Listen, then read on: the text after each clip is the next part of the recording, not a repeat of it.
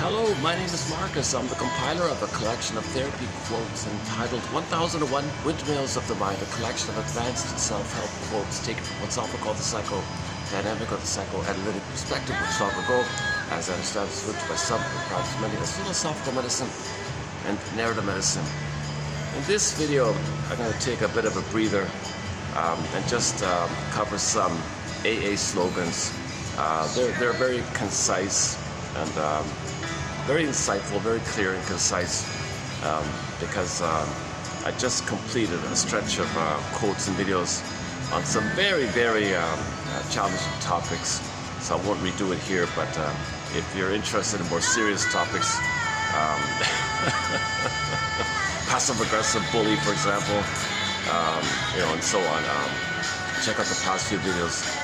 So so the psychoanalytic, as I understand it, it's the study, some kind of study of what?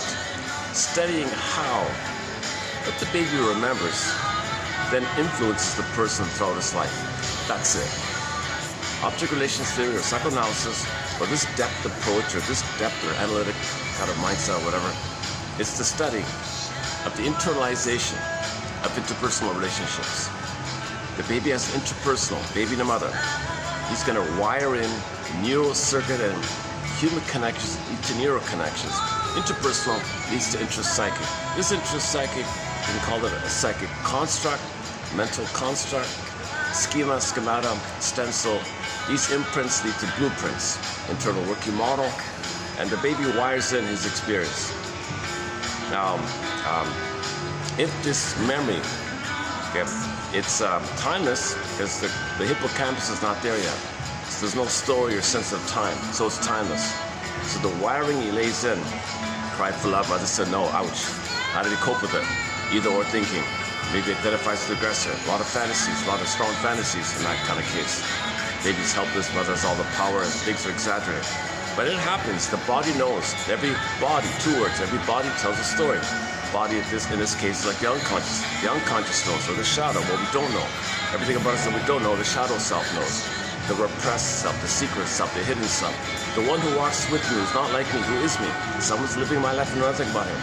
Okay, literature is the motif of the double character. Everything about you that you don't know, if you were to create a fantasy character that embodies or represents everything about you that you don't know, there's your double self idea. So there's a lot going on like that.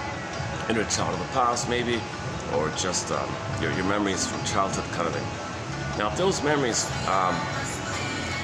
led to a lot of pain, the child had to cope with the pain. He had to repress the knowledge, fragment the event and the emotion. Maybe he's going to identify with the aggressor as a link to the mother. Maybe or another version is, since there's no loving mother in some cases, where there should be a memory of a loving mother, his anger at the mother fills in. But the anger is a cry for love to the mother that's destructive. Now it's destructive toward himself. So now he's got like an inner critic towards himself. And he may kind of go to life adopting that and become against people. He'll have a personality where he's kind of antagonistic or hostile or very critical or judgmental towards people. Others will play him, and he'll do to others so his mother did him because he plays the aggressor in lieu of a loving mother not being there. So this kind of internal, invisible map, internal theater, theater of the mind, psychic, they call it the other world. Okay, myths and fairy tales, open the door, next stop, Twilight Zone. Down the rabbit hole, another world, Alice in Wonderland, Wizard of Oz world kind of thing. So you got these two worlds, Kansas, like the regular world, and then down the rabbit hole, whatever. Anyway, some kind of thing takes place, and you're in this other world. Sometimes it's film. In film, they do black and white, then color, and back to black and white or something. Just to show you the two worlds. We live in these two worlds. Well, there's a film even called Two Worlds. The guy was dysfunctional in his regular life. He went down a kind of rabbit hole or something, went into this other fantastical fairy tale world, and as he faced issues in his life reflected in the unconscious, when he went back up, when he was zooped up to the regular world, he was a little healthier. He went back down, faced things again, came back to his regular life, he was healthier. So this is like a dialogue between the unconscious and the conscious, some kind of bridging phenomenon that takes place. So we want to link and make the unconscious conscious. Identify, learn, Recognize, admit, affirm, accept that the trauma took place, accept you didn't like it, but consent that it did happen, and give up hope that you're going to change it. Okay, so with the traumatic script, there's a thing called repetition compulsion. The baby has to reach her mother, not knowing mother hurt him, never no time. Baby's in pain, reach her mother. Mother, where are you? I'm in pain here. Not knowing your mother caused it. So he's a love fugitive from the love that he seeks. So he's searching for mother, but mother hurt him. He's searching for the one that hurt him. He's always in this loop called Klegos. Okay, Sisyphus, hamster wheel, treadmill, Santiano, okay, Tantalus Smith, repetition compulsion. In ancient Greece, it was called Klegos. Okay, reaching for something that hurt you, and you got to reach for the one that hurt you, and you're going around, spinning around, this neurotic pain, and the pain pushes it, and there's a hope that maybe one day, someday, you'll get mother's love. What are you talking about here? Past a critical time, you're only searching for symbols of mother. No symbol is real mother, but that part of the brain has no time, but it's got to search for mother. All life forces, object seeking, reach for the mother, love, hunger, attachment, hunger, striving, hunger. Baby's got to connect. So he's going to connect to some kind of mirage of her through a symbol. Some kind of association, usually food, material, money, sweets, etc. That doesn't work, but he's got to chase. Pain's still there, chase. Pain's still there, chase. Again, Klegos, hamster wheel, chase still there. Again, the pain pushes it. Now he doesn't know the pain because the baby liberalizes the pain. A trick called psychomasochism, he's going to pleasurize the pain. Because when he does search for a symbol of mother, it reminds him of the good old days of the oneness with the mother, which brings up happy chemicals above the pain he's feeling. And that happy chemicals from the past pleasurize the pain, pushing the thing. Now you got this machinery, psychic machinery called the rigmarole. Mark Twain calls it the misery machine, or the rigmarole, where you search for a symbol of mother to trigger the good old days. And when you trigger the memories of the good old days of the mother, basically the womb utopia time, blissful, oceanic feeling, oceanic bliss, Garda Vida, Shambhala, Shambhala, Nirvana, paradise. You get these blissful, an amount of chemistry of oxytocin and love. So babies in a blissful, all love and mystical, peaceful bliss, all that. You get some of the chemistry related to that memory, and that's going to go up over the pain he's feeling. It goes down. Okay, if the pain says, well, chase for mother, look for mother, dopamine kicks up the soul. Pandora's hope, chase for mother, only symbol, but the symbol functions as a way to trigger the past.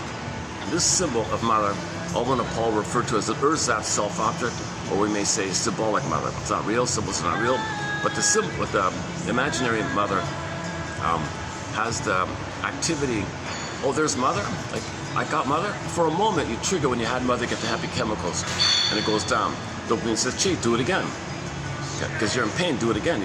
Now you're dependent on triggering, chasing for the future, to trigger the past, to liberalize the pain, sugarize the pain, nullify the pain, not be aware of the pain, depress the pain, deny the pain, but the pain's still there driving the thing, but you can't know it. So you're dependent on chasing the symbolic self-object, which Alvin and Paul refer to as ATMs, addictive trigger mechanism. Because you're dependent, you're kind of addicted in a way. Literally or generally, just in the general use of the term, you're highly dependent on chasing for some kind of hope that the thing you get can be mother finally. Now, consciously, we don't believe this, because the it's, in the meantime, the it says to the ego, hey, ego, cover me. We can't let the person know that we think that we got to search for the cookie, and that's mother. Just come up with some flim-flammery, give him some excuse, give him some, throw him a bone, give him a red herring, give him a straw man, give him some kind of thing to say to himself, deny, explain away, rationalize away, so he doesn't know the truth.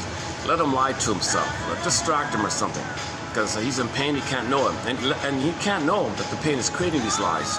Just let him believe the lies and not know the lies are there because of the pain. That's the setup.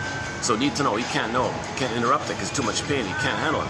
So the unconscious is saying, we're in pain, gotta get mother, pain, gotta get mother. So ego, don't let him think that we think, the unconscious thinks, the cookie's mother. Just say it's on sale, what's the big deal? Sugar, what's the big deal? You're overreacting about the harmful effects of sugar. Okay, good, fine, whatever. The unconscious, the mandate to get mother. Again, no time, timeless, baby in pain, reach your mother. Natural common sense, baby's in pain, reach your mother.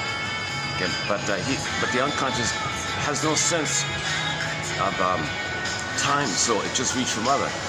Okay, so in order to reach your mother, the brain floods up dopamine. Dopamine is the anticipation of more, chase, pursuit, the molecule of more. It's future focused to make you get something which you think will make you safe. So at least you think the cookie might be mother in the past. So that makes you active, it makes you important, it gets your identity.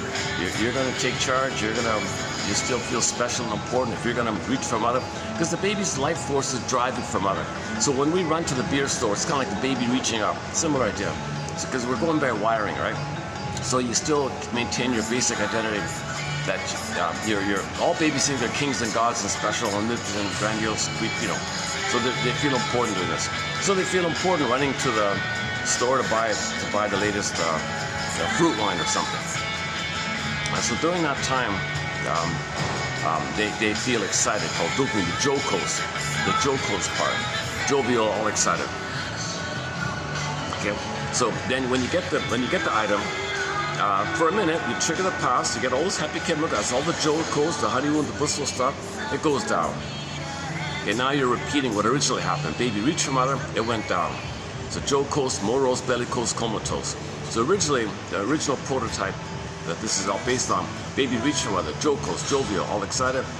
Mother failed for whatever reason, cunning tail, she didn't do it. Baby feels sad and angry, and then the brain sends you endorphins to numb the pain.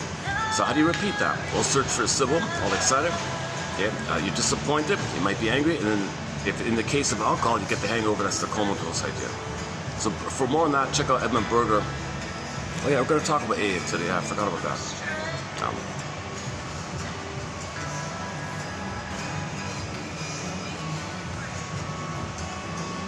Man, oh man, I'm in a real tough stretch to do videos because the heat is so high and my indoor options are really limited kind of thing.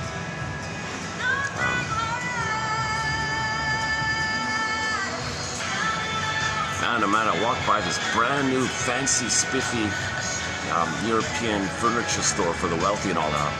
I thought, oh man, please let me sit in there and do the video. A little fancy.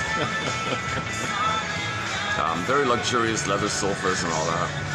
Massive 4-story complex or something. Not too far from where I am here, actually. I don't know if it's open yet or not. Yeah, like the song yesterday says, the rich keep getting richer and the poor keep getting... Okay, let's not get into that topic today.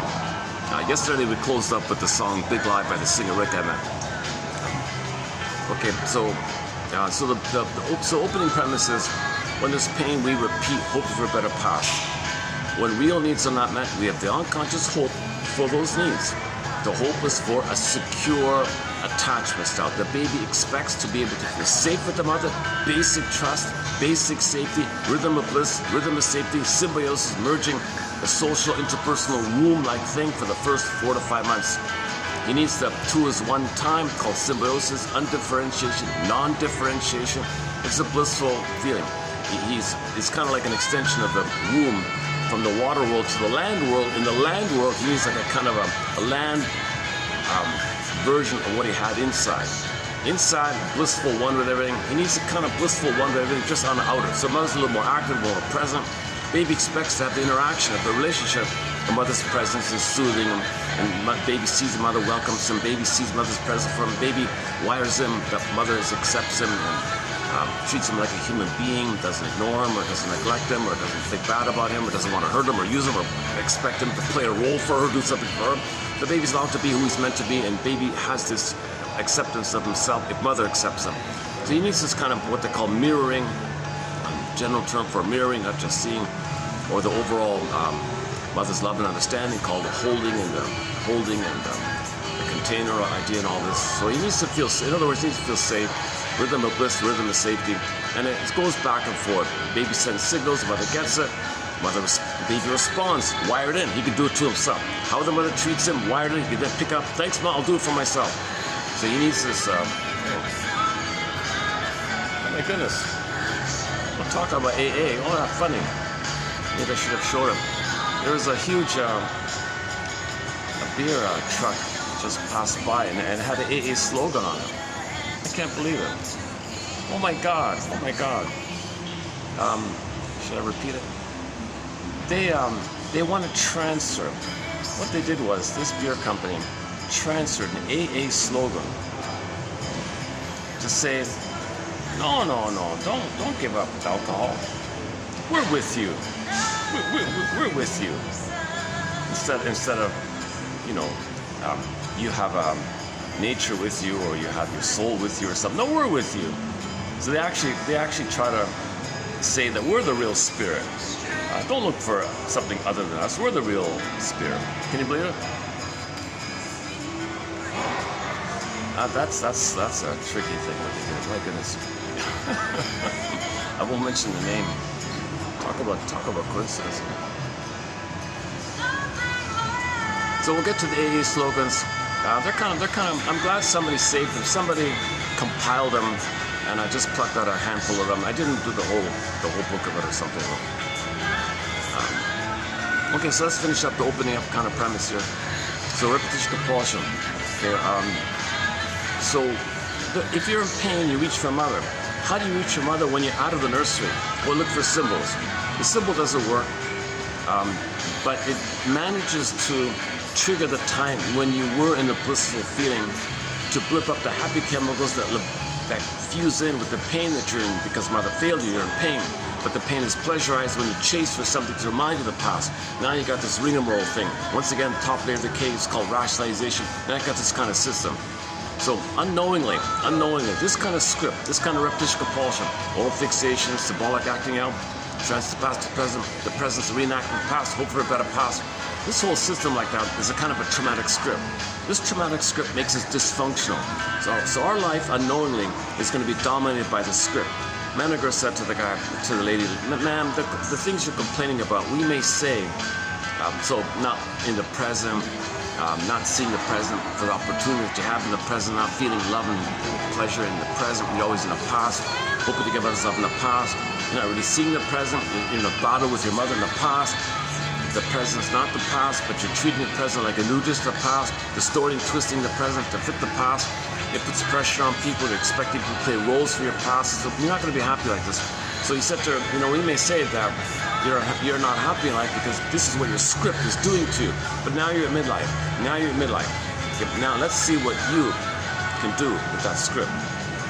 Now there's a kind of a turnaround. The midlife scrutiny, midlife examination period, midlife audit kind of thing. This is kind of the midlife phase where you want to write your own script. So either you grab the pen, write your own script, or you want to unpick the threads of traumatic script and use those threads to even a healthier script. So now you're trial and error, making mistakes. Okay, for this point, Gabe's story, Twilight Zone, you grab the pen, wrote his own script. But before you can grab the pen, write your own script, you got to identify this traumatic script, because without awareness, it's too powerful. You got to be aware of it, shine a lantern on it, recognize it, admit that you don't want it, admit that it's happening. That means you got to admit mother failed. Not to blame her, but to admit that she didn't have the wherewithal to love. She didn't have the sense of beingness to love because she was hoping for a better past on her and she wasn't present for the child like that. Okay.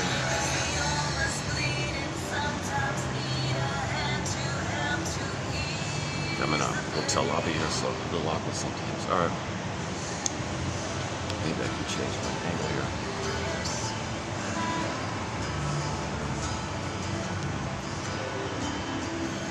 It takes me much longer to cool down. My goodness, it's really the heat index is the heat. What do you call it? The feel real heat thing.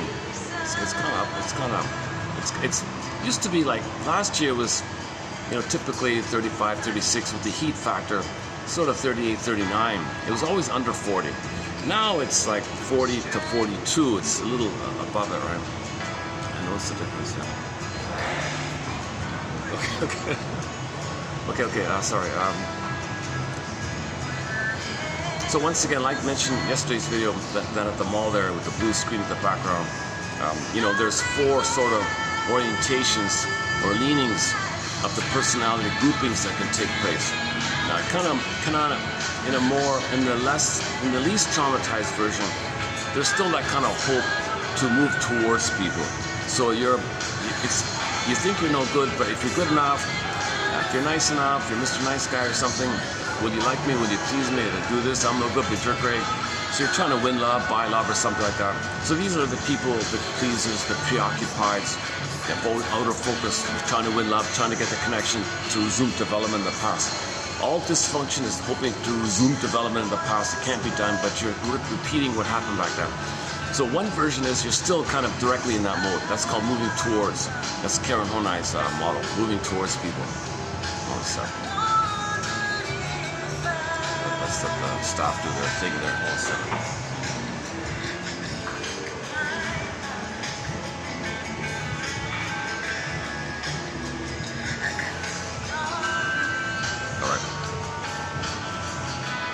Look at that, I can't wait till it takes me like an hour to cool off properly. Then it gets too dark. I got this odd thing with timing here. Okay, so some of these videos you'll see me drenched this. Yesterday was the same. All right. The original sort of setup might be still kind of going on. Childlike, please mother, will you love me? They're moving towards people. This is a Karen Honai's model, moving towards. Now, if the baby's too traumatized, even in that effort, that honest effort for the baby, come on, mother, you failed me, but I'm gonna try again. Mother, I still got hope. Don't hurt me further. If the mother does hurt the child much further, then the second one is he'll detach, avoid, turtle, schizoid, leave me alone, avoid it, ivory tower, eccentric. So he'll shut down his side.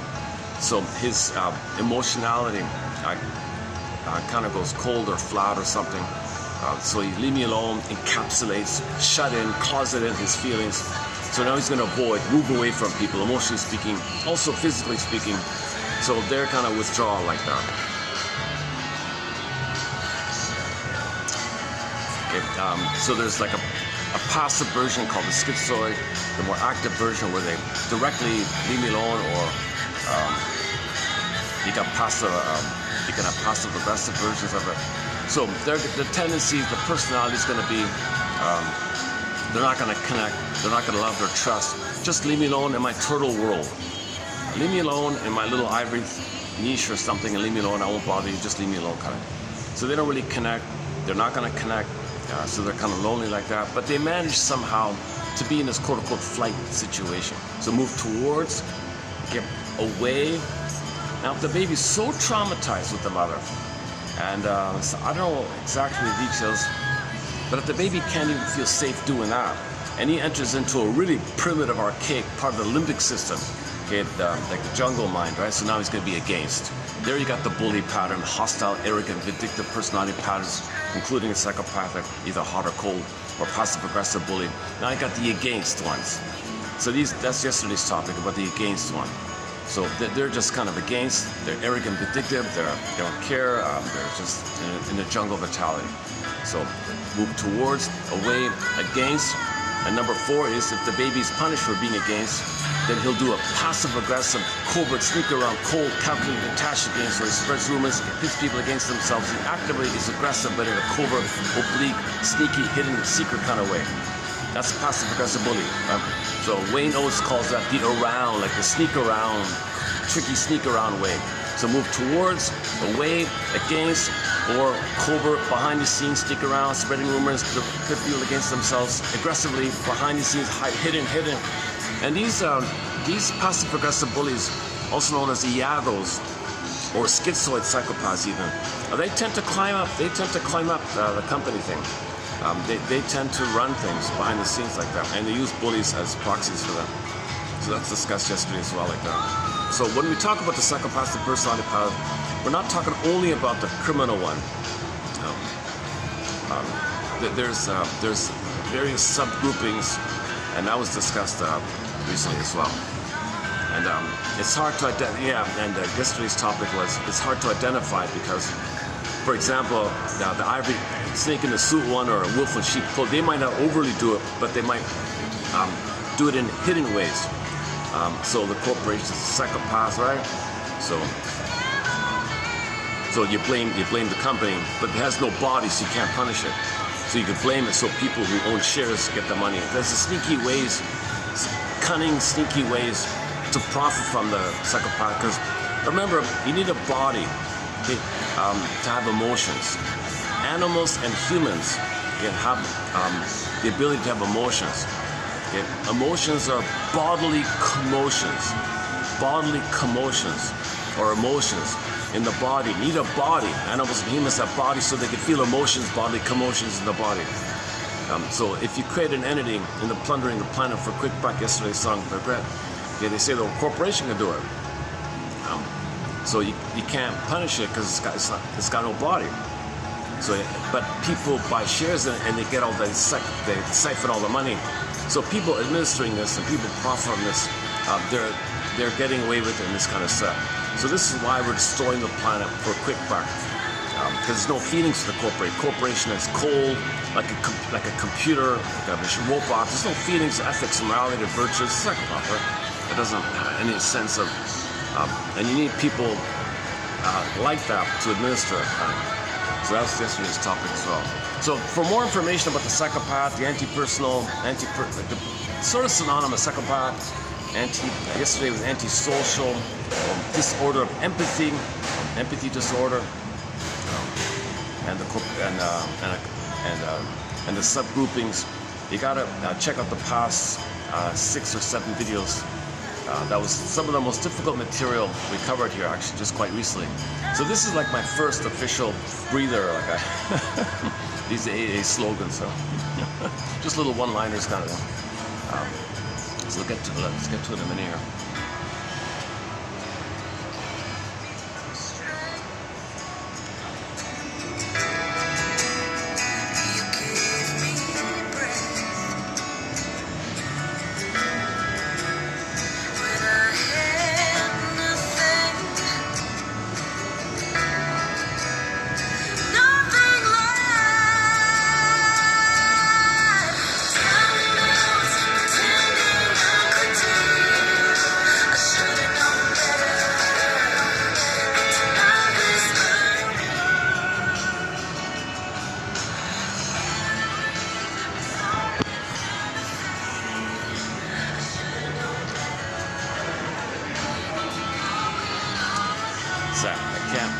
I'm limited with my chair because for privacy, and I don't want to get the people come down the escalator. Okay, so I'm a little, it's a little awkward doing the videos here, but I'm doing the best to do what I can here. All right, so are we okay with the opening premise about the repetition compulsion, being dysfunctional, okay, repeating what happened, hope for a better outcome, so we can have a proper psychic structure called I'm okay, you're okay, mutuality too. That's the psychic structure of person to person, thou to thou, which leads to companionate love, okay, Freud and pleasure and delight in each other's presence and sharing of something third, like a weed, and we both grow like some kind of healthy blossoming, not using somebody to play a role for your nursery and reenact the frustrating thing in the past, hoping that the past still this unresolved issue with the mother, unfinished business with the mother, using people for this drama. No, you're not seeing people in the present. People feel unseen. People feel thingified and usable. You're not seeing me. You seem to be. You put a pressure on me to play a role. What are you trying to resolve in your past? And the other person might be doing the same thing. So you're not in the mutual thou to thou if you're still in too much pain with the past. So you got to identify the pain in the past. And then that's the hero's journey. So we talk about Shatter Day, Twilight Zone episode Shattered Day, about the healing steps in 7 parts, named after days of the week. Someday, Moan Day, Doomsday, Wound Day, Thorn Day, Free Day, Shatter Day. That takes 10 hours to run through. You got to resolve either or, get it to both and. And after say this both and, 3-dimensional thinking called both. That you cannot heal with either or thinking. You cannot heal with jungle thinking. You cannot heal with adversarial, oppositional thinking. You got to find both and thinking. The third side of the coin. Okay, the third side of the coin. That's a huge topic if you get the third side of the coin. To get to the third side of the coin, you got to see your mother as a person. In order to see your mother as a person, you got to identify reality that she's wounded. She has a traumatic strip. She's got constructs and templates. She may have ended up with MPD, BPD. Maybe she was a passive-aggressive bully or something. So she was stuck whereby her present was always her past over her past. So in her present with the baby, she might actually cast her own baby into the role of her when she was a baby and shame her own baby because she plays the aggressive mother, shaming herself played by the baby. And then flip-flop, she may displace her anger the mother onto baby where she thinks the baby's her mother. Or she turns to the baby, baby, you mother me, my mother never loved me. Baby's being pressured and put in so much pressure, not seeing the uniqueness of who they are. Baby's way under too much, so he'll be stressed, anger, that doesn't get it. Mother says all about me, anger turns in himself. Now in the mind, he'll have some aggressive entity, which is his own anger attacking himself. At various degrees and versions. With the psychopath, there's a predator-prey version. Okay, something, the image in your mind of your anger, it's called oral rage. The baby was in the oral phase, just wanted to take in the nursing and the mother experience. It was frustrated, fear, tension, fear, build up. Okay, final path for anger. But if you get it, you can't be angry. Okay, fury, rage, okay, flames, SOS signal, but there's a getter. And now it's destructive fantasy, wants to gobble it. Now he's got these gobbling kind of incorporating cannibalistic kind of images. Okay, out of the baby's desperation, he wishes he could just devour the breast, control it or something, possess it or something, manage it somehow. But that's blocked, so it turns it on himself. Now he has these destructive fantasies that's meant for the mother to himself. That's the inner critic. That's the take your pick, any kind of frightening entity that's in rage, wants to gobble you up. Okay, Medusa, Medea, okay, all these guy with the horns, howling man, sea monsters, any kind of violent, aggressive image is attacking you, predator-like kind of character. It's not real. It's the dream world of the baby's rage, oral greed, oral rage. So the baby's enraged and wants to take in. So that's the gobbling idea. But it's to himself now. He's got it to himself because his cry for anger's a cry for love. The cry for love's got to go somewhere. It takes it on to himself, but it turns destructive. The baby's destructive fantasy is still a cry for love, but it puts it on himself. So the way to deal with it, as we just said earlier, he's going to pleasurize it by searching for symbols of mother to trigger the past, and he's stuck in this misery machine. And so now that can lead to the four sort of setups: moving towards, moving away, moving against, and moving around. And we know it's set, and it's all covered by rationalization. So this makes the person dysfunctional, living the provisional life. One version, we have the Peter Pan. So the recent one was the Peter Pan one. The narcissist. So in the narcissistic category, got like a whole dozen types of narcissists, including a Peter Pan and Don Juan and Don Quixote and those kind of ones. Passive-aggressive narcissist, waif narcissist, turtle narcissist, and so on. Now, of course, the more severe ones, the more drastic ones, the bully and Iago, and then even behind that is the psychopathic kind of antisocial area where they're really, it's considered autistic, whereby they don't understand feelings in other people. So you take a baby, he breaks something, he doesn't understand he did something wrong. The baby hits another baby, maybe he doesn't get that the other baby might be in pain. He's not there yet, he's still quote-unquote autistic. So they kind of compare the morality of the psychopathic as in the autistic kind of area. So that means that the baby is the level of trauma in the baby is, there seems to be extra factors. I don't get into the constitutional issue of the brain waves or the damage, like any kind of biology. I'm not a doctor kind of thing, but something happened that made the baby that set it up whereby the person going to grow up and have no empathy, no conscience, no morality, feel empty, and their slogan of life, the psychopath as well. They gotta reach, that's the greed, but they can't accept it because of the pain. Okay, so they gotta reach, but they can't accept it, so that's called envy. They gotta wreck it. They gotta reach, that's the greed, and they gotta then wreck it, that's the envy, called grenvy. So all they do in life is mainly just see what they can damage. The search to damage, kind of. But that's their homeostasis to maintain the ice inside, the cold feeling, the inability to feel like that. That inability to feel, it came because you reach and too much pain. Okay, so reach and reject because you can't accept, and that's the status like that. So called grenvy. Okay, made by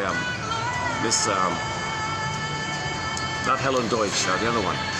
Betty Joseph's theory. Check out Betty Joseph's theory about the link between greed and envy. She adapts it from Melanie Klein, one of her mentors, about this envy issue.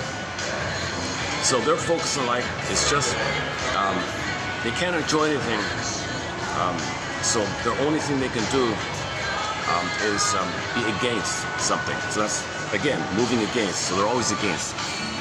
So they look to, so they're the most destructive types, and the only thing that stops them is when society says stop. So their motto in life, well, I can do what I want only if someone says stop. Otherwise they keep doing it, because that's their homeostasis. So their slogan is like, something's only wrong if they catch me. If they don't catch me, I don't care. So if someone's hurt, They don't get it. Like the baby doesn't understand that he broke something. They don't get it. That's the moral insanity idea, or moral autism, or psychic autism inside. They have the mask of sanity. They can be charming and well very articulate or something. They don't even show any kind of sadness. So remember, no remorse, no guilt, no empathy, because there's no the feelings are so shut. The feelings are so shut. So it has to be against them, the story, to maintain the shutness. They can't accept it to be alive again. They're afraid to feel. They always feel empty, and they want to keep it like that. They're just too afraid to feel again. Just the trauma is just so great. They don't go to therapy, so shrinks don't know much about it. Kind of. Okay here?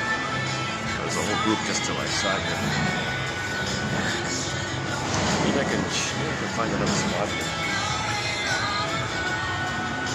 One second.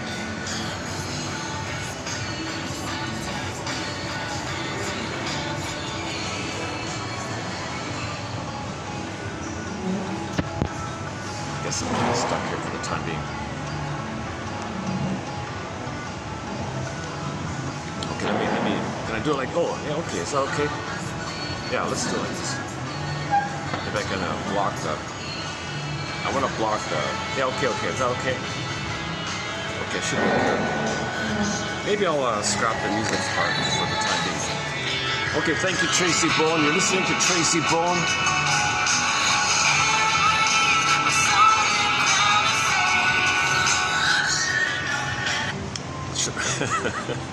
Should have known better. Yeah, so that's, oh yeah, so when women are attracted to psychopathic men, they should have known better. Lots of red flags. So your feelings are red flags if you're bumping into. See, some women say they're bored, and a psychopath, they're very destructive and dangerous, so they feel a little excited or something. And these relationships are always temporary, kind of. Anyway, that's like any time too much relationship side of it all. Of course, the relationships are shallow and superficial and short-term and all that. They can't trust or love intimacy. Those kind of characters, narcissists, etc. Anything good's got to be damaged. Put it that way. Keep it simple. They look to see if there's any goodness in damaging, because they don't want to be triggered because they can't accept goodness. But they got to search for goodness, but they can't accept it, so damage it. Hence the idea of greed and envy. I'm kind of varying his original way of using it. And I'm applying it to what Betty Joseph said in her excellent essay on the topic discussed, called whatever it was called, Implications of the Psychopath. I forgot. Look at Betty Joseph. Oh boy, 1960. It was a lecture she gave. It was actually a transcript of a talk she gave to other doctors about this topic. Luckily, it was written down and all that.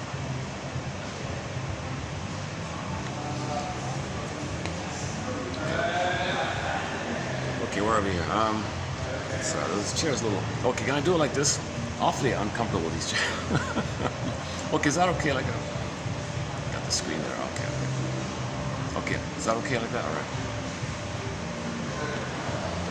Okay. Let me just leave it there as an introductory kind of thing. Usually I spend at least an hour on it. I want to clarify, there's a lot of details and little mini doors we can open on. There's so many things going on in this setup that we described here. So anyways, it makes you dysfunctional. All dysfunction is the time to the mother, waiting for the mother. You can't be happy because you never got mother's love to have gone through a developmental process of a sense of beingness, identity, to recognize your feelings and identity to be happy. The issue is you don't know how to do it because you never got love to do it. So you're dependent and tied. So you'll be dysfunctional. Morton Keeson says, well, he's kind of loyal then. He's emotional ties that bind. He's loyal because he's got to get mother's love. So he's going to try to see if he can save her. Baby's going to think that isn't it bittersweet that he's going to try to save his mother, fix the mother, cure the mother. Then if she's cured, then she'll turn around and love him. His mother was in pain. So baby, mother, you're in pain. You're traumatized from here. Let me fix you, and then you'll love me back, right? Baby can't do it, but it's bittersweet. It's been his whole life doing this. You're going by a memory in a mind. So she might be long gone. Isn't it bittersweet? In midlife, you're still trying to save your mother based on the script. go to the Twilight Zone, called One Life Furnished in Early Emotional Poverty, about the time travel thing where he visits his childhood, the bittersweet idea. Excellent closing narration from the Twilight Zone. And then go to Gabe's story as well, and then Shatterday and other ones. There are 20 plus episodes from the classic show The Twilight Zone discussed here that are really important, vivid highlights to some of the key psychological points, plus a few films and TV shows and episodes and songs as well, you know. So mental hygiene films. The recent one was okay, so let's say midlife you realize you're living, something's missing or something. Okay, that's the famous hero's journey, the universal monument. Now you begin the hero's journey. Okay, so at this point there are numerous fairy tales that refer to the hero's journey. For example, so Snow White's in a coma, that's your soul is frozen. That's inside a person. Okay, so when the person does some self-conscious work, inside the dream world, the dwarves are miners, they mine up gems. You're trying to mine up. And you want to welcome that, so Snow White in you befriends the dwarves, and dwarves are helping you. And this is kind of going on like that. So you want to make the unconscious conscious. So there were miners in the ground, unknown, can't see it, dark, so unknown, right, repressed, so bring it up, you're a minor. So that means when you're investigating your life, asking questions, stuff might come up, so you free associate. Hey, that reminds me of that. That reminds me of that. Yeah, I had a dream, that reminds me of that. This is a recurring theme in my dreams. That reminds me, so stuff's coming up to you. Or just say what really comes to mind, this reminds me of that kind of thing. Notice what you're interested in, just think about it or talk about it. So there's many ways to engage in this, making the unconscious conscious. That's a use called free association mainly, dream interpretation, etc. Notice your jokes, what catches your interest. To any kind of self-inquiry, man in the mirror, owning the projections. You say, they think that. Really, what about you? Maybe it's a mirror. You know, these AA slogans, to my surprise, a lot of these AA slogans talk about projection. I didn't realize it before so much. But, so we'll get to them in a minute, yeah. They say, look in the mirror. Basically, look in the mirror. Michael Jackson, look in the mirror.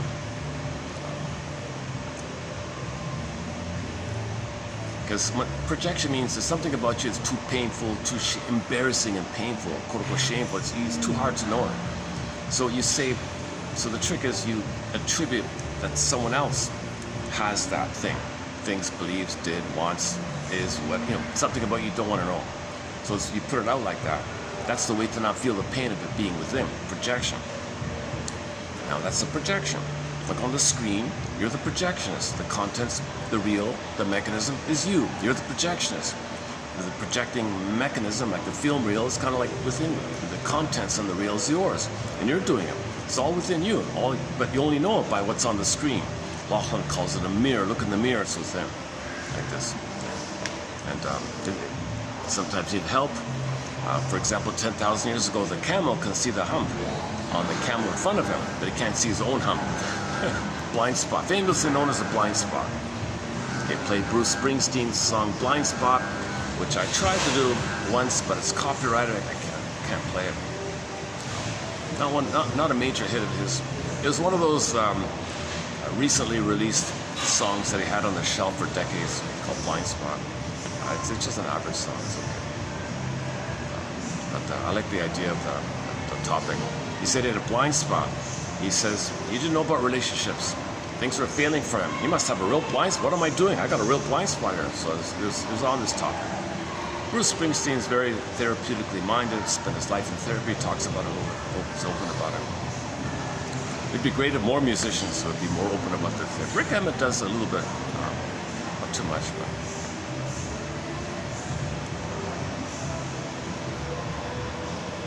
Where are we here?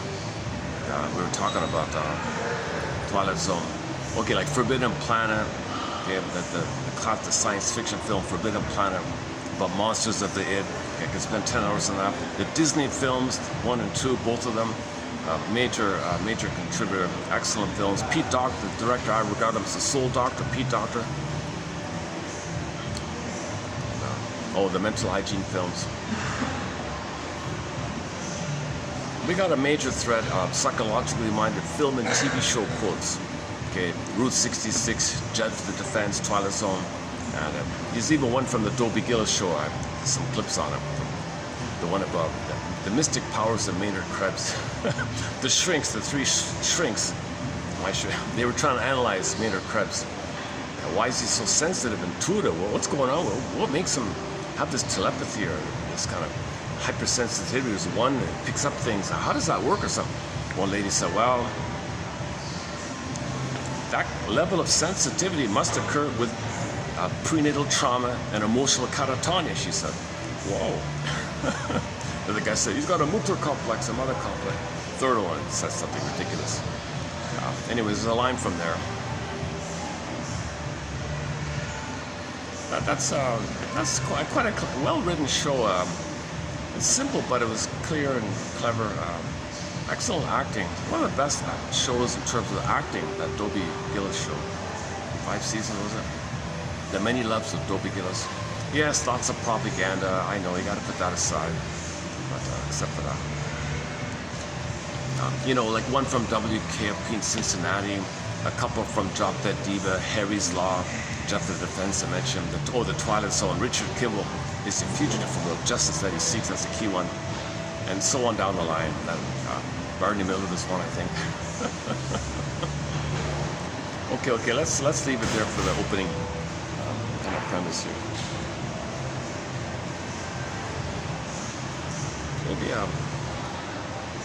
Maybe I could just take a little musical.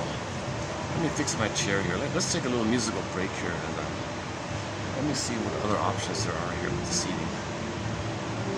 I'll see you in about three minutes here. Let me play something that's not too loud here.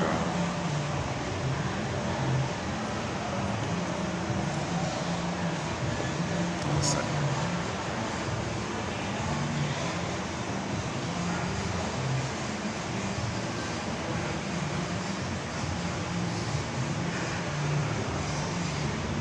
Oh, I mentioned Big Feeling yesterday. Why don't we play that one? Okay. Susan Aglu-Kark. Look, here's a song called Big Feeling. I'll see you in 3 minutes.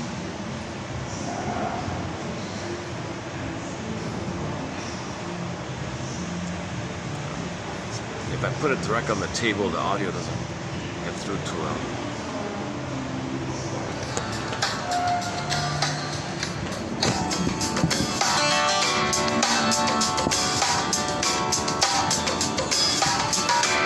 Stone in hand and feet on ground. My memory is intact, my will is on fire, and I know where I come from and where I'm going, and I won't be afraid anymore. Big feeling, yeah.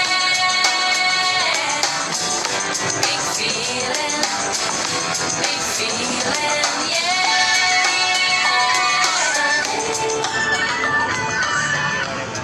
Bones and blood are my intuition. My more is my bond. A promise is paid. You are the well that keeps me turning, turning. You are the cradle to my feet.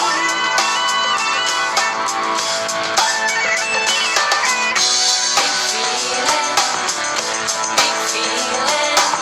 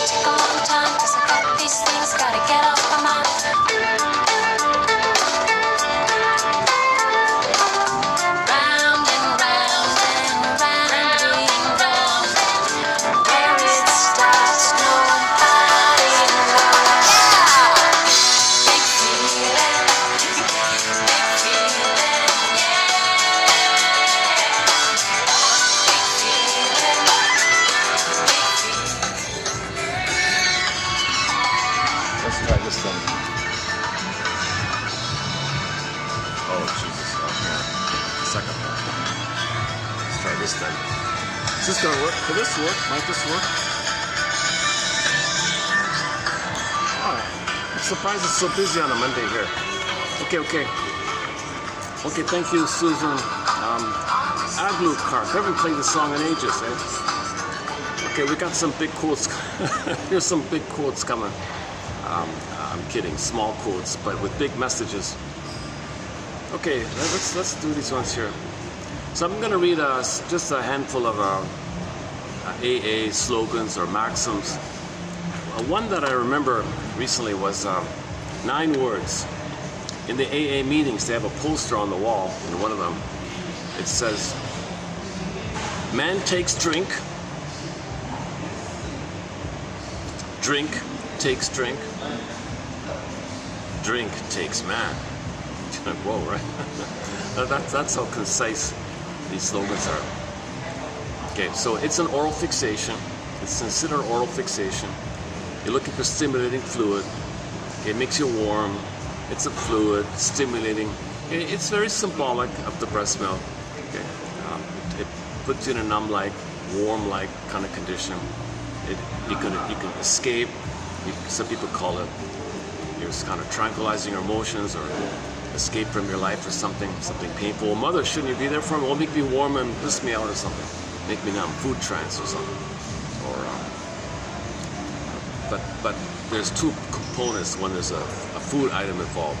The concentrated sugar, okay, of the alcohol tells the mammalian part of the brain, okay, from the concentrated sugar, it thinks, oh, concentrated sugar, whoa, a bonanza of food. Well, food means safety. Well, you feel safe. You get the safety. Now, maybe the pain of it clicks the endorphins to numb you. I'm not sure, but the main thing is that what Almana Paul says. It makes you feel important.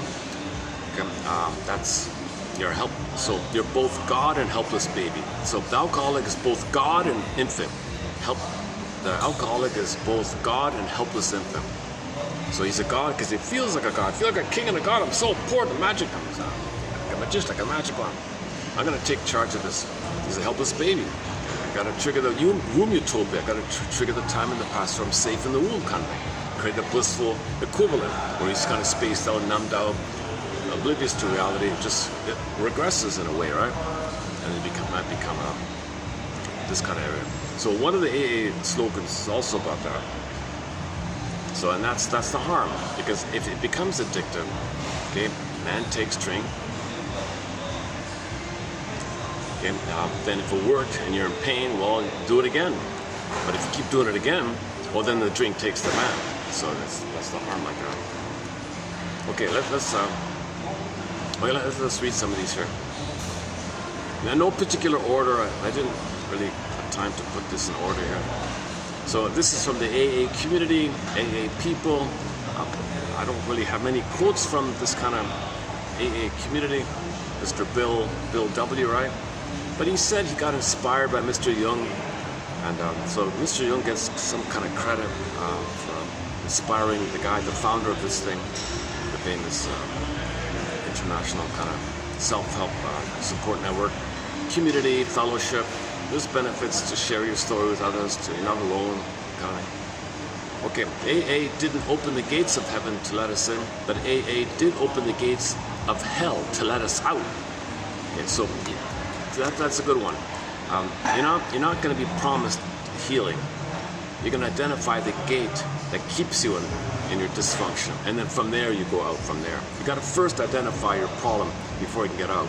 You can't just bypass that, just magically be healed without awareness of your suffering. So you got to be aware of your shameful past, the hell. Hell is a metaphor for the emotion of shame. So you got to face the shame of all this, the script of all this. The shame is embedded in it. So you face the gates of that, and then you can open the door to that. Then you can get out of the shame and make new choices into the light of consciousness. When you do that, that's the rebirth motif. I feel like a new person. I feel reborn. I feel like a virgin birth. I'm born again. Because when you're back to who you're meant to be, you're considered reborn. That motif of the rebirth. So the rebirth motif is from there. AA didn't open the gates of heaven to let us in, but AA did open the gates of hell to let us out. All right, next one here. If I'm okay with me, I have no need to make you wrong. Yeah, it's kind of obvious. So go to the recent show was from what's it called here? Stony Brook. In one of the episodes entitled Jody, he had Asperger's and they were all picking on him. And Jody said to Stony Brook, "Why are they all picking on me? I'm harmless. I have Asperger's. I'm kind of like a little autistic or something. I just leave me alone. Why are you attacking me? Why do you say all these bad things about me? Why are you beating me up?" And Stony Brook says, "Well, sorry, Jody. Jody. It's just that some people need to find ways to make themselves feel important. They don't feel okay with themselves, so they need to find ways to feel okay with themselves. And the way they do it is to put you down so they feel better because they're powerful, you're down, so their unloved self they can put onto you, and they externalize their unloved self, their shame self, their defects on you. They want to see you display it. They want to see you in trouble, miserable, unhappy, so they don't admit it as within. They don't feel okay. They project, externalize, and want you to identify with it. And then they feel better, they feel important because they're the mother doing that to themselves. Instead of being passive with the mother, they're going to be the mother. But what's the mother? The mother's their anger at the mother, attacking themselves. So they're going to play that role and project their soul onto you. So they're going to hurt you because they got to hurt their own soul because mother hurt their soul. So they got to find ways to for this kind of status. Like, so they don't feel okay with themselves. They're in too much pain with the mother, they become her. If you're in so much pain, you become the mother in a thing called identification with the aggressor, Faustian deal, Faustian bargain, Faustian pact.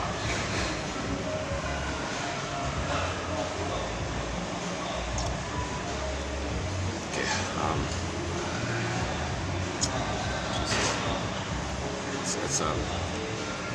Is there any other angle I can use here? Oh, Jesus. You got all these you know what's annoying? I mentioned it before. They got these huge jumbo screens. It's all kitchen.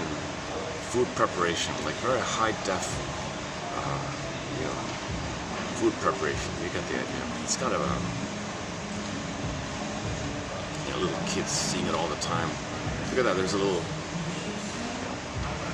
like 1-year-old or something, gonna walk right in front of a jumbo screen, seeing these images. That's totally wrong.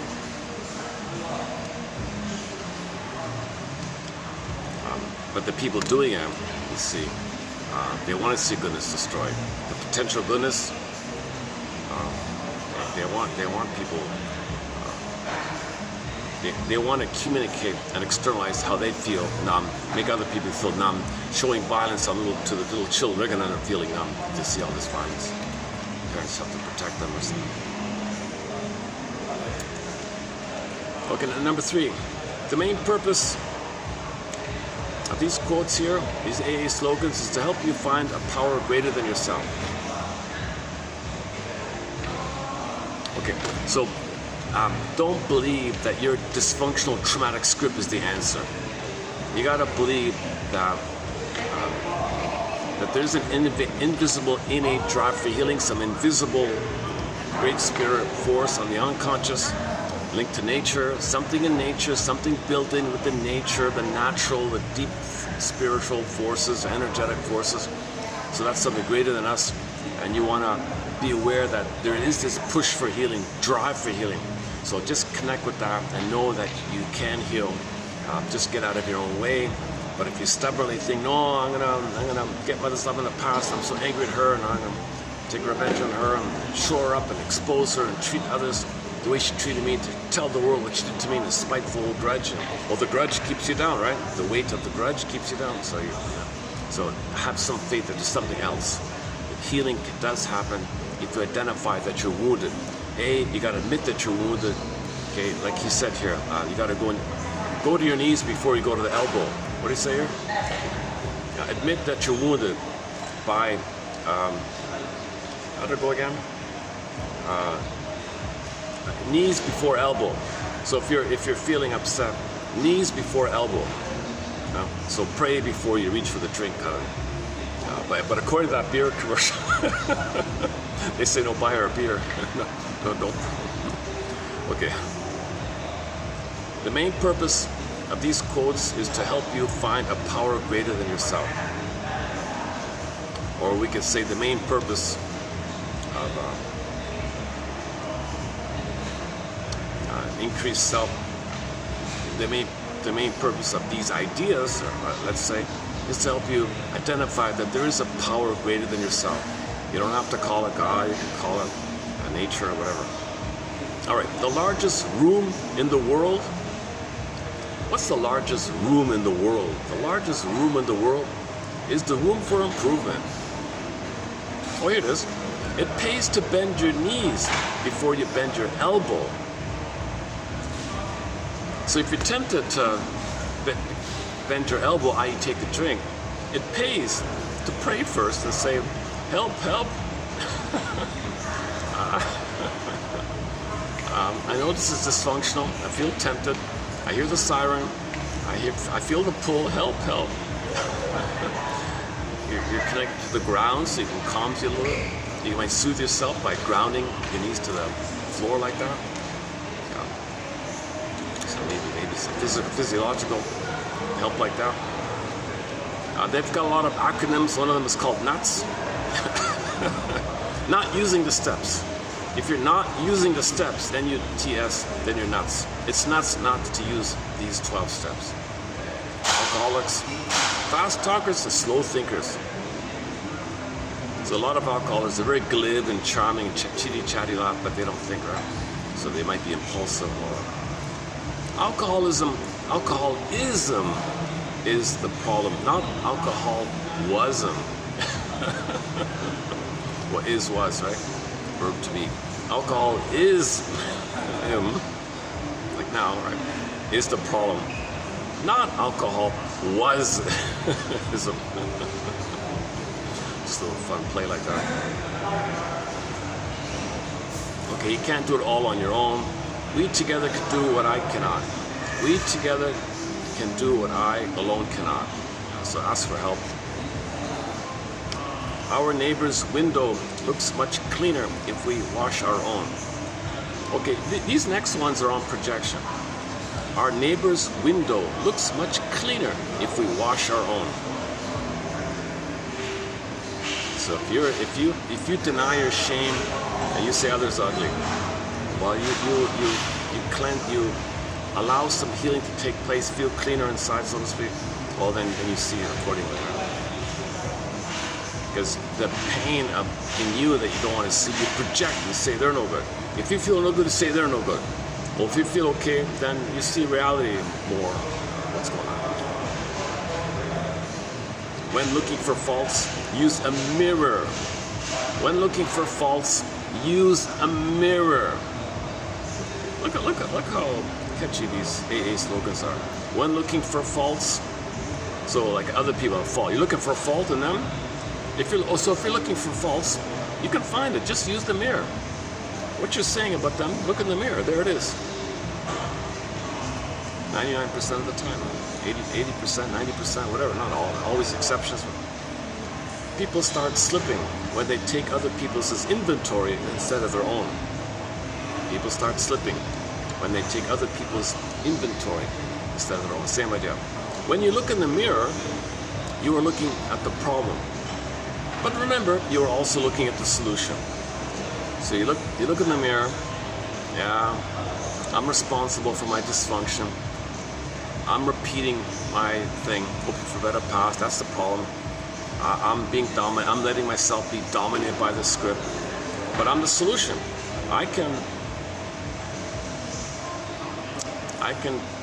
look up Gabe's story on the Twilight Zone and be inspired by that show, for example. I can read these quotes. I'm the solution as well. I can pray before I bend the elbow, things like that. All right. Oh, somebody thought he was so important or so pompous. He said to him, "Who resigned and made you general manager of the universe?" I didn't know that was an AA slogan. Who resigned and made you general manager of the universe? Like, whoa. Okay, next one. Don't look down on another person unless you are leaning over to help him up. A little compassion. So don't look down on another person unless you are leaning over to help him up.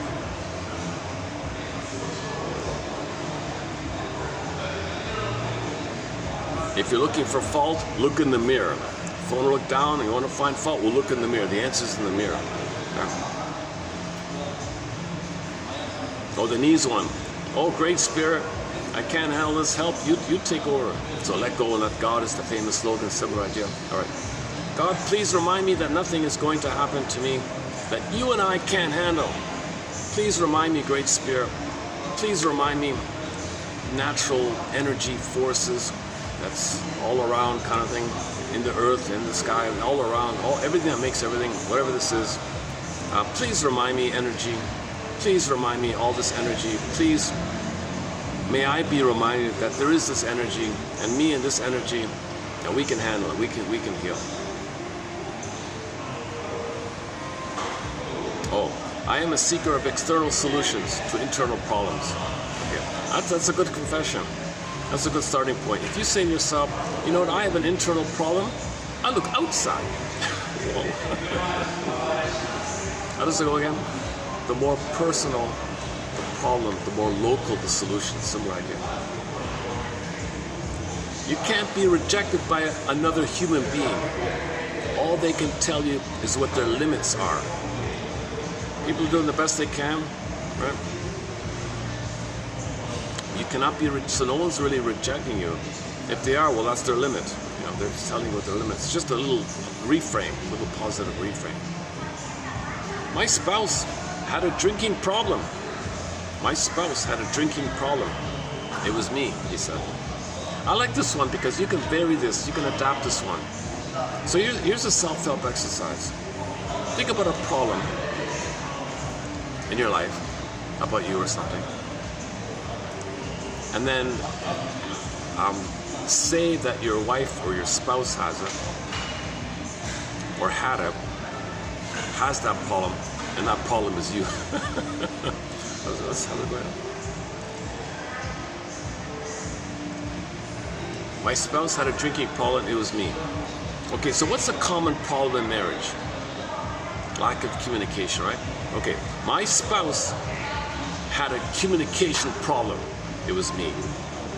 My spouse had a feeling, inability to make I statements problem, inability to be intimate and share what's really going on, inability to communicate authentically problem, and it was me. So whatever problem you think the marriage had, say that she had it or he had it, and then say it was you. To forgive is to set a prisoner free, and to discover that the prisoner was you. Okay, baby, so you can take that one out, all right. To be upset over what you don't have is to waste what you do have. To be upset over what you don't have is to waste whatever you do have. Okay, let's take that one out, yeah, okay. Oh, okay. I'd climb a tree. I'd climb a tree to tell a lie. I'd go to a great effort and climb a tree so I could tell a lie, when I could have just as easily stayed on the ground and told you the truth. Okay, another acronym here.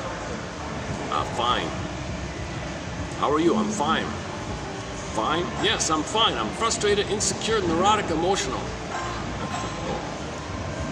I started with a person. Just in front of me. Oh, jeez, where else? I can't believe it's so busy. Sometimes I come here, it's pretty quiet.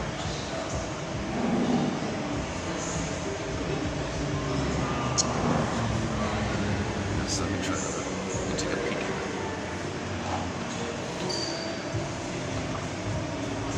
Oh.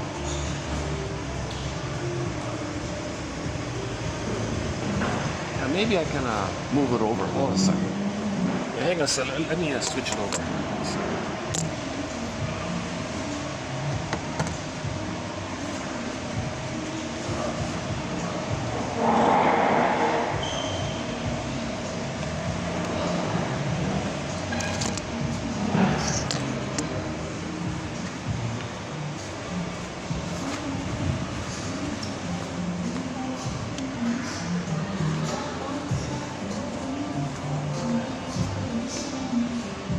What about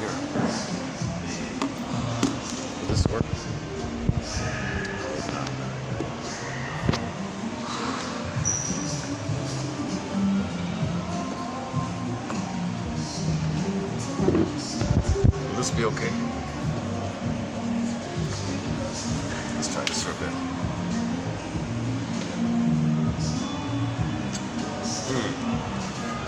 Second thought.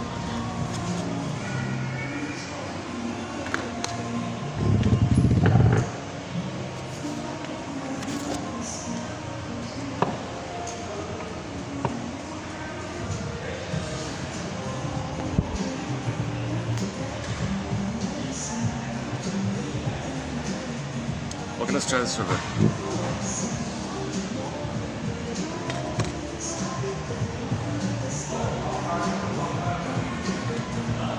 Okay, where are we here? Fine. How are you? I'm fine. Really? Yes, I'm fine. I'm frustrated, insecure, neurotic, and emotional. The next one here. You can't go back and have a brand new start.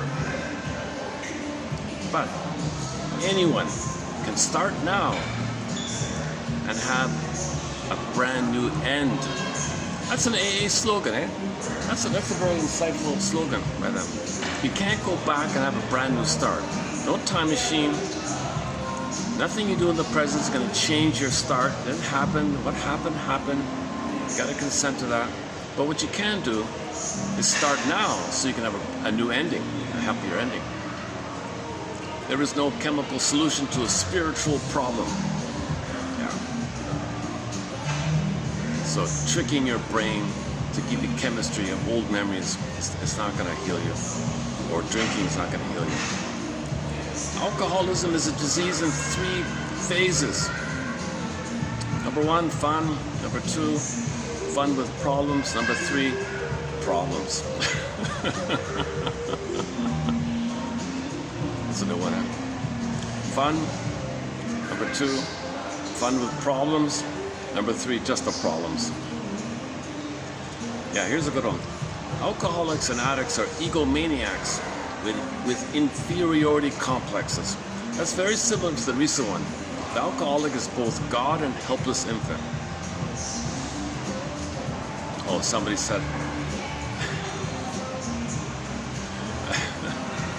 Okay, so if you're giving advice to people, yeah, take my advice. You can take it. I'm not using it. Okay, another acronym here. So if they see the bar, right? BAR, well, beware or be aware. Alcohol, A, run. Beware, alcohol, run. The other version is beware, alcohol, ruin. Or simply be aware, alcohol, run. Or be aware, alcohol, ruin. Okay, the last one here is sober. Sober, son of a bitch, everything's real.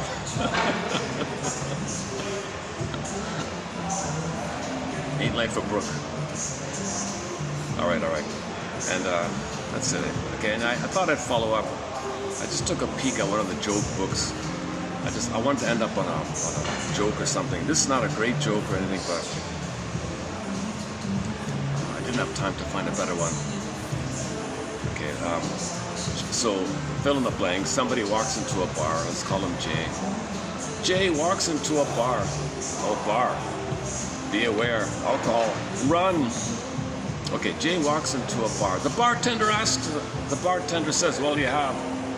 Jay says, "Yeah, give me 3 pints of beer, please." So the bartender brings him 3 pints, and the man proceeds, and Jay proceeds to alternatively sip one, and then the other, and the third until they're gone. He then orders 3 more. The bartender says, "I know you like them cold. You don't have to order 3 at a time. I can keep an eye on it, and when you're low, bring you a fresh cold one." Jay says, "Oh no, you don't understand. You see, I have 2 brothers. One in this city, one in that city. And we made a vow to each other that every Saturday night, we still drink together. So right now, he each of my brothers, right now, each of my brothers in their respective cities has 3 beers, and we're drinking together. Oh, the bartender thought that was a wonderful tradition the brothers had. Okay, so every week, the man came in and ordered 3 beers. Then, one week, he came in and ordered only 2. He drank them and then ordered 2 more. Oh, the bartender's concerned.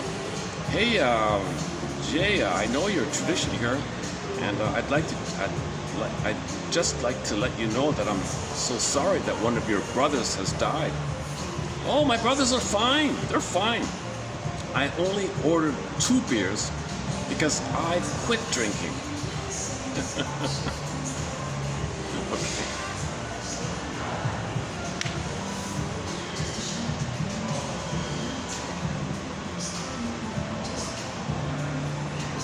Okay, I have a second joke here, a silly one about a... Okay, this next one's not too bad. Okay, it's a little... Should I do the next one here? An airline captain was welcoming a new stewardess. She's pretty, young and pretty. He's welcoming her, showing her the ropes and all this, and making her feel welcome. And the route they were flying had an overnight stay in another city. So upon their arrival, the captain, showed her the ropes, where to eat, and where to shop, and then the best hotel to use if she wants to use another hotel or something or whatever. I don't know. Oh, she has an allowance a housing allowance, so she can use other hotels. So he gave her advice. Well, you can stay here. It's a nice place. You can shop here, eat here. Oops.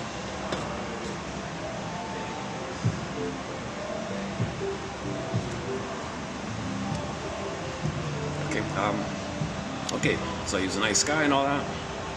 The next morning.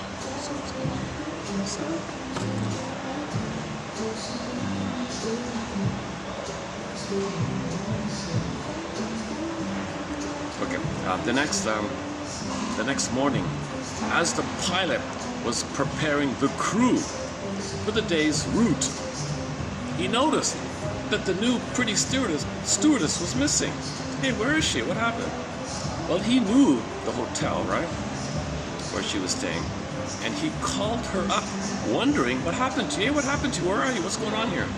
And the girl's crying. She's sobbing, and says she can't get out of the room. What do you mean you can't get out of the room? Well, she said, well, the room has 3 doors, one to the bathroom, another door that led to the closet, and the third had a sign hanging on it that said, "Please do not disturb." Oh, I'm in a hotel, so it fits okay. Okay. So she's young and didn't know about it. All right. Okay, finally, just a one-liner here about puns. Here's my new favorite pun. The only pun I know. I don't know many puns. There was a guy. One guy. I guess he fancies himself as a comedian or something. One guy sent 10 puns to his friends, hoping that at least one of the puns would make them laugh. No pun intended. No pun intended. It's my favorite pun right now. Again, there was a guy who sent 10 puns to friends, hoping that at least one of the puns would make them laugh. No pun intended. No pun intended. Okay, so this is all anonymous, eh? I mean, there's a compiler, but he got it from all over the place. This is just from a generic joke room. All right. So that's so I read 3260. So it's kind of nice to have a light load, of course, to do this. Oh, in a sec. Everything okay? Yeah, hi. Oh. wasn't sure they're gonna. So sometimes when the manager approaches, I'm not sure if they're gonna just like a friendly hi like she did there, or they're gonna say, "Excuse me, sir, can you keep it down?" Or it's almost a little like, what is it? Which way is it gonna go?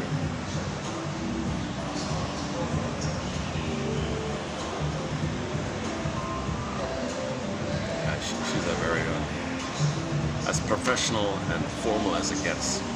This manager.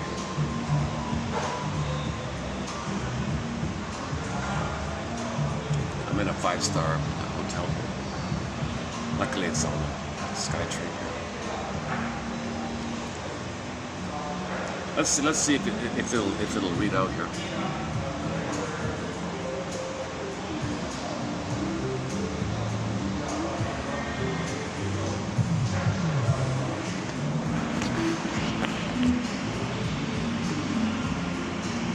Still drink together. Oh. So right now, each of my brothers has 3 beers, and we're drinking together. Hang on.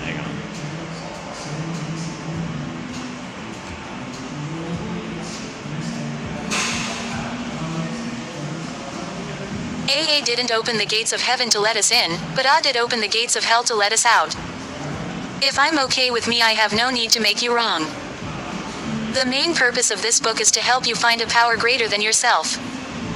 The largest room in the world is the room for improvement. It pays to bend your knees before you bend your elbow. N-U-T-S, not using the steps. Alcoholics, fast talkers, slow thinkers. Alcoholism is the problem, not alcohol-wism. We together can do what I alone cannot. Our neighbor's window looks much cleaner if we first wash our own. When looking for faults, use a mirror, not a telescope. People start slipping when they take other people's inventory instead of their own. When you look in the mirror, you are looking at the problem, but, remember, you are also looking at the solution. Who resigned and made you general manager of the universe? Don't look down on another person unless you are leaning over to help them up. I can't handle it, God, you take over. God, please remind me that nothing is going to happen to me that you and I can't handle. God can't give you anything new until you let go of the old. I am a seeker of external solutions to internal problems. You cannot be rejected by another human being, all they can tell you is what their limits are. My spouse had a drinking problem. It was me. Numb is dumb, feel to heal. To forgive is to set a prisoner free and to discover that the prisoner was you. To be upset over what you don't have is to waste what you do have. I'd climb a tree to tell a lie when I could have just as easily stayed on the ground and told the truth. F-I-N-E. I'm frustrated, insecure, neurotic, emotional. You can't go back and have a brand new start, but anybody can start now and have a brand new end. There is no chemical solution to a spiritual problem. Alcoholism is a disease with 3 phases: 1 fun, 2 fun with problems, 3 problems. Alcoholics and addicts are egomaniacs with inferiority complexes. Take my advice, I'm not using it. B-A-R. Be aware, beware alcohol, run, ruin. Sober, son of a bitch, everything's real. AA slogans. Jay walks into a bar. The bartender asks, "What will you have?" Jay says, "Give me 3 pints of beer, please." So the bartender brings him 3 pints and the man proceeds to alternately sip one, then the other, then the third until they're gone. He then orders 3 more. The bartender says, "I know you like them cold. You don't have to order 3 at a time. I can keep an eye on it, and when you're low, bring you a fresh cold one." You don't understand. I have 2 brothers, one in Dallas and one in Nevada. We made a vow to each other that every Saturday night we'd still drink together. So right now, each of my brothers has 3 beers, and we're drinking together. The bartender thought that was a wonderful tradition. Every week the man came in and ordered 3 beers. Then one week he came in and ordered only 2. He drank them and then ordered 2 more. "I know your tradition," said the bartender. "And I'd just like to let you know that I'm sorry one of your brothers died. My brothers are fine. I only ordered 2 beers because of quit drinking." Single quote. An airline captain was welcoming a very pretty new stewardess. The route they were flying had an overnight stay in another city, so upon their arrival, the captain showed the best place for airline personnel to eat, shop and stay overnight. The next morning, as the pilot was preparing the crew for the day's route, he noticed that the new stewardess was missing. He knew which room she was in at the hotel and called her up wondering what happened to her. She answered the phone sobbing, and said she couldn't get out of her room. The captain was puzzled until she explained that her room had only 3 doors. One was to the bathroom, another led to the closet, and the third had a sign hanging on it that said, "Please do not disturb." Single quote. There was a guy who sent 10 puns to friends, hoping that at least one of the puns would make them laugh. No pun intended. Unknown. TQ 3260. Okay.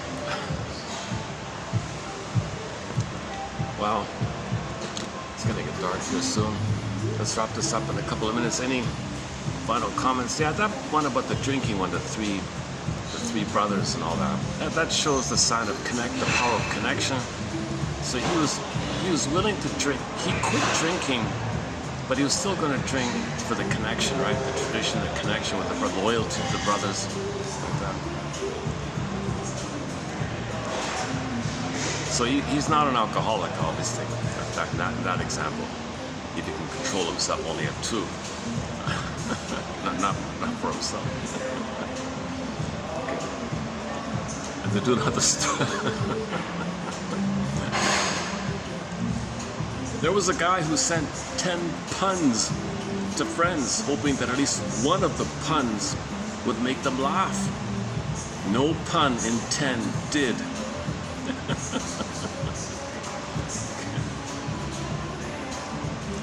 Puns are kind of groaners, right? When you hear a pun. All right, this is the rare one that I like. All right. Maybe I'll take it outside and wrap it up with a song. I'll just wrap it up here. Let's see. Any final thoughts here? Another short video, yeah. Yeah, okay. Let's keep this. That's okay. That's a good sign. The manager gave me a friendly wave, so everything's okay. So maybe I can come here. I might have to come to this place more often. It's baking out there. It's really hot out there.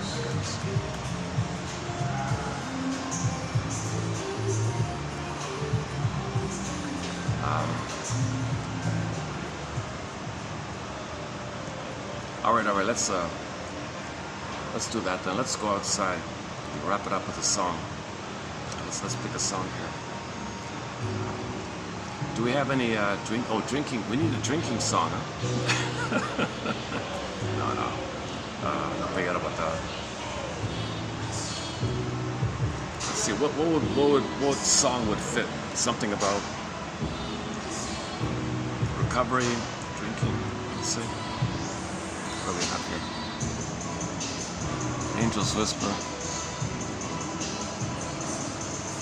Big feeling.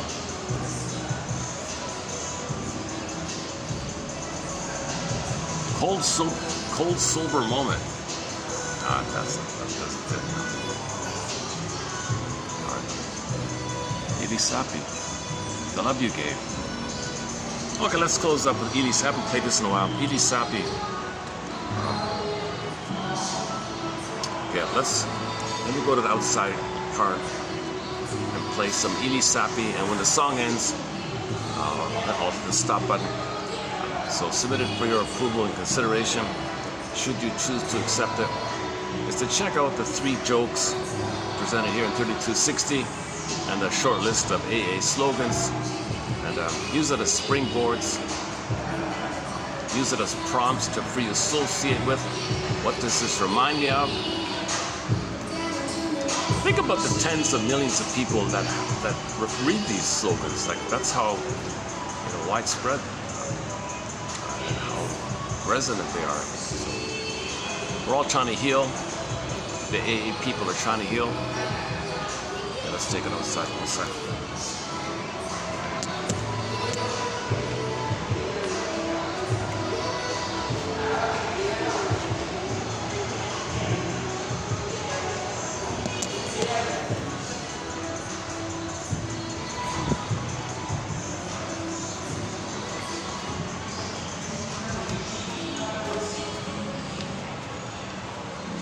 Nobody's here. Oh, look at that.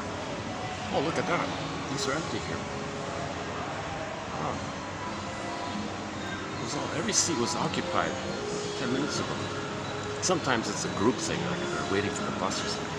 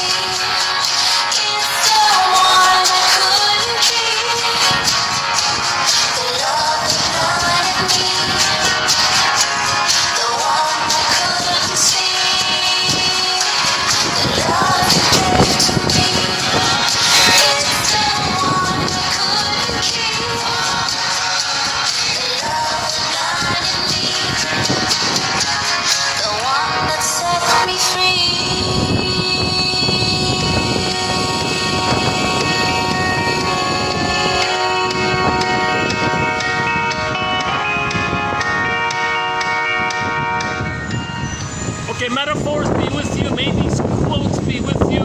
Thanks very much, and we'll see you in the next video.